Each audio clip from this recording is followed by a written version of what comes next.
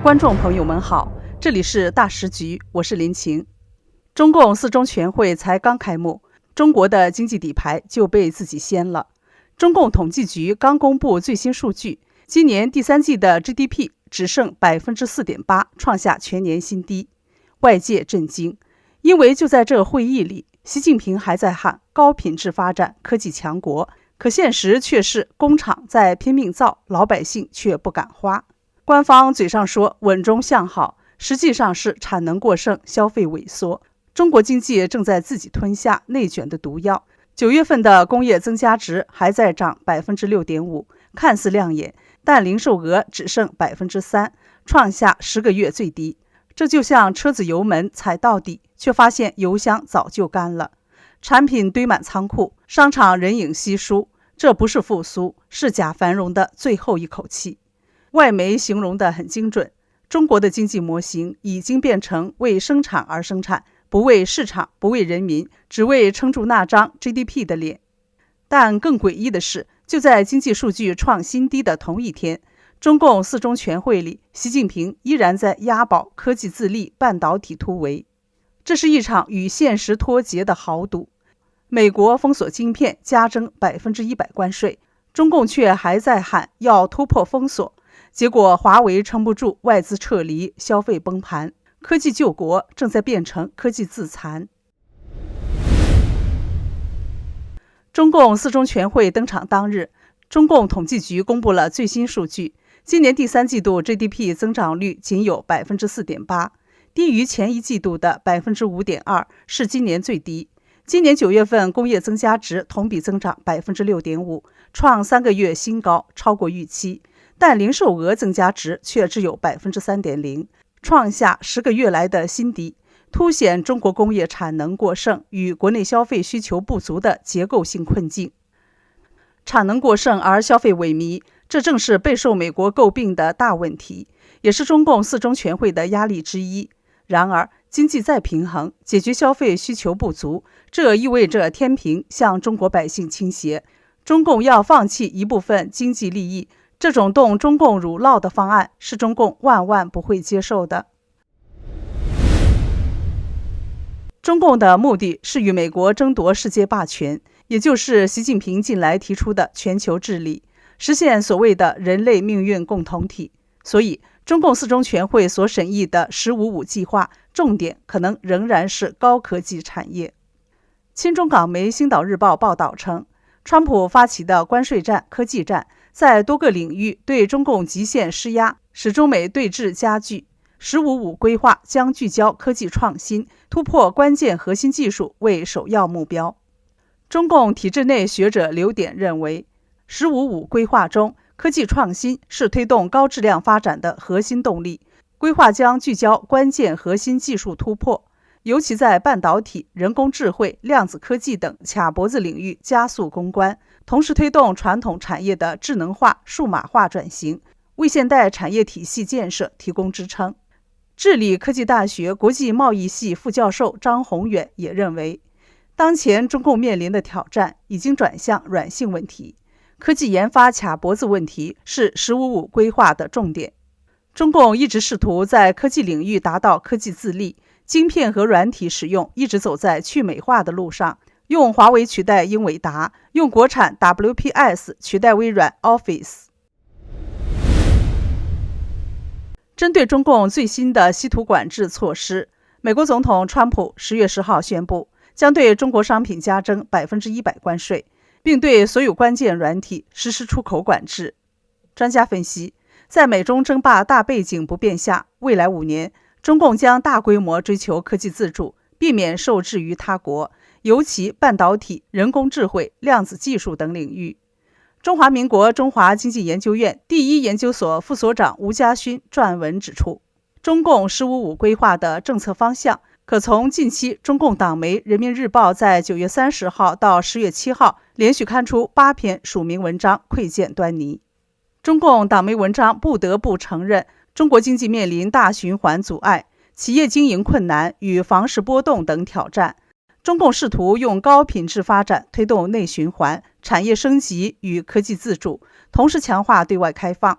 吴嘉勋研判， “15+5”规划可能强调中共国家安全与中共党的领导，推动科技自主与中国式现代化，围绕国家安全与维系中共领导，将国安纳入经济、科技、社会、资讯、法律及治理等领域，涉及制度设计、科技突破与战略性资源配置。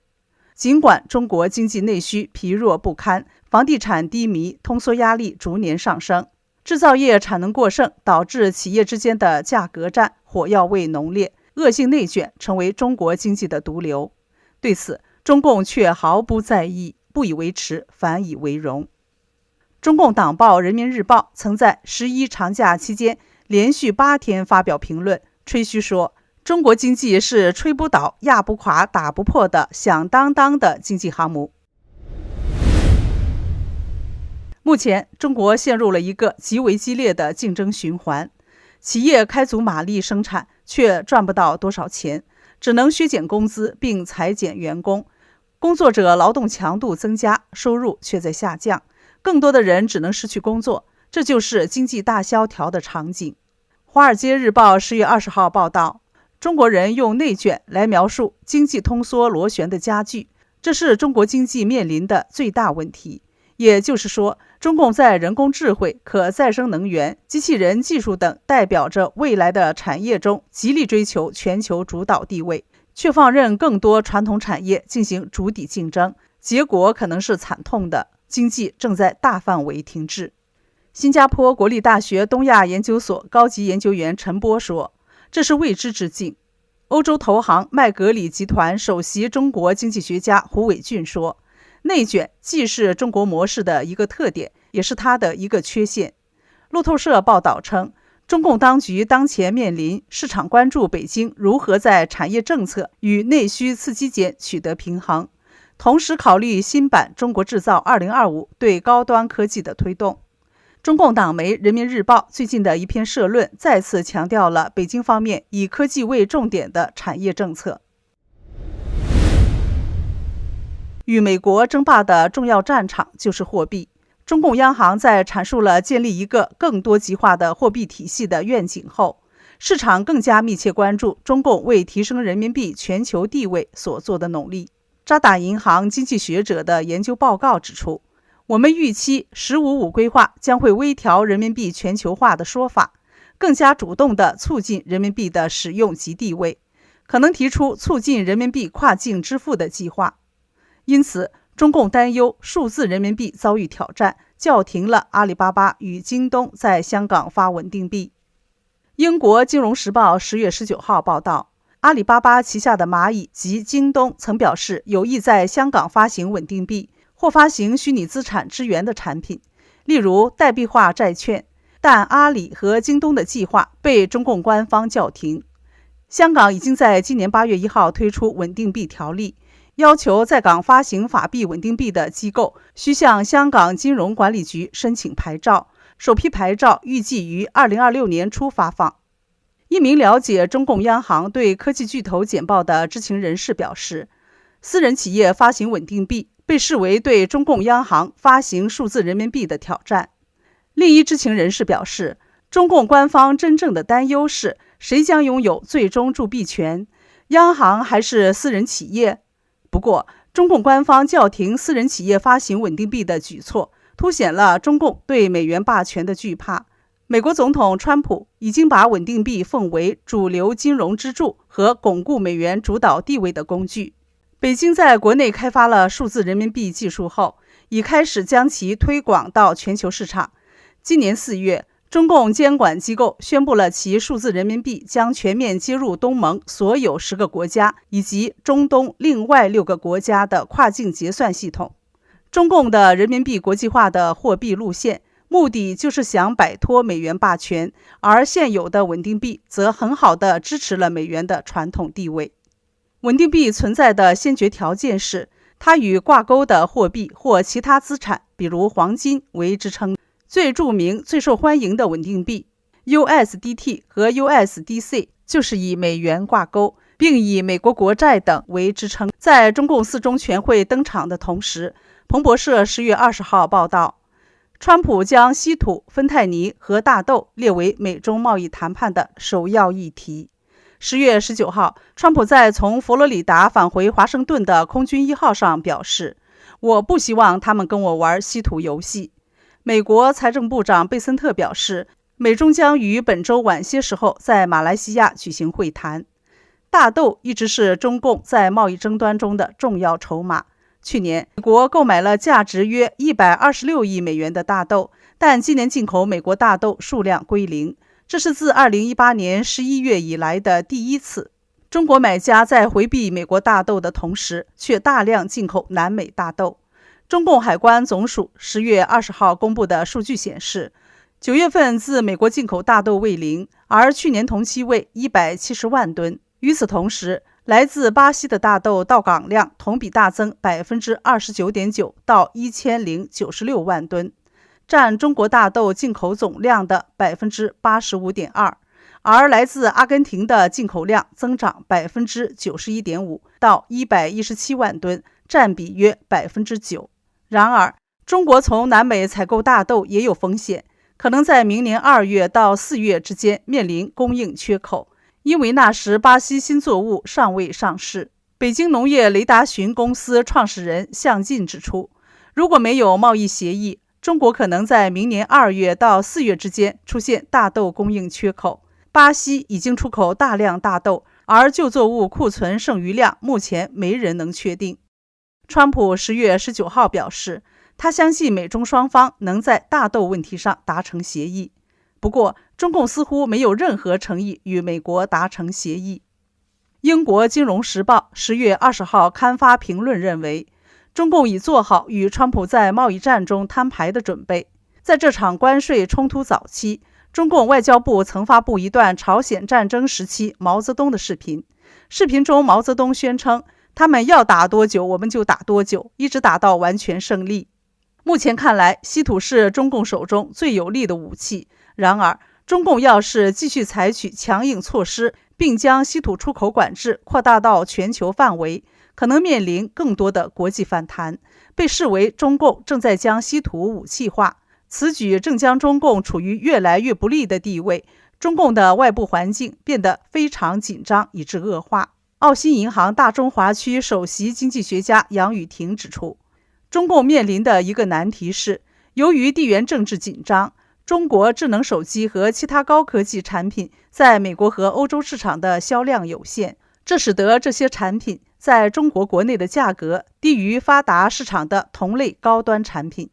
杨宇霆说，过去只要产品质量提升，就可以按国际定价销售，但如果无法打开国际市场，就很难在数字层面体现中国产品质量的增长。中共是一个流氓政权，无所不用其极，这正是西方国家所面对的现实和问题。但如果贸易战进一步升级，中共可能还会动用其他手段。中国是许多常用药物关键化学成分的唯一供应国，包括抗生素、心脏病药物、癌症治疗药物和过敏药物。研究发现，美国使用的近700种药物依赖于只在中国生产的成分，而德国在药品领域也高度依赖中国。据法兰克福评论报10月20号报道，假如中国供应商停产，德国每年将有4200万盒药品无处可获。专家警告，医疗体系恐陷入崩溃。由此可见，对中国的依赖风险极大。医疗供应链研究所的 David 弗朗卡斯警告说，供应链越往上追溯，依赖程度就越高。某些原料的上游生产几乎完全依赖中国。一个典型的例子，美国市场上 87% 的药品都基于中国原材料。以糖尿病药物2甲双胍为例，其关键前体化学品双氢胺的6大制造商中有5家位于中国。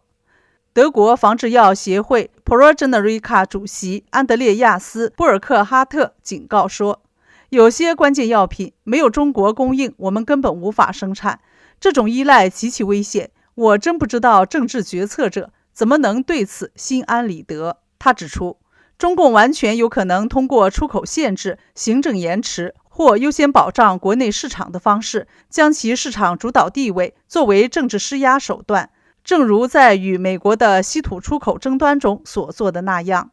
不过，中共也无法在一场长期贸易战中全身而退。在中国工业产能严重过剩、内需疲软的情况下，许多中国企业为了生存，必须依赖出口，根本无法承受失去市场份额的后果。此外，中国大学毕业生已经难以找到就业岗位，而一再进行的高层官员和军队领导人清洗，也削弱了中共力图展现的高层稳定自信形象。这一次，诸多行业的民营企业都受到了影响，使得中共自上而下的应对方法面临更大挑战。中国经济增速放缓，房地产市场仍萎靡不振，失业率，尤其是年轻人的失业率正在上升。美国财政部长贝森特则多次表示，中共应将经济重心转向以消费为主，并在今年与中共副总理何立峰的多次会晤中提到这一议题。上周，国际货币基金组织的一名官员也表达了类似观点，呼吁中共更专注于国内支出，并减少对产业政策的依赖。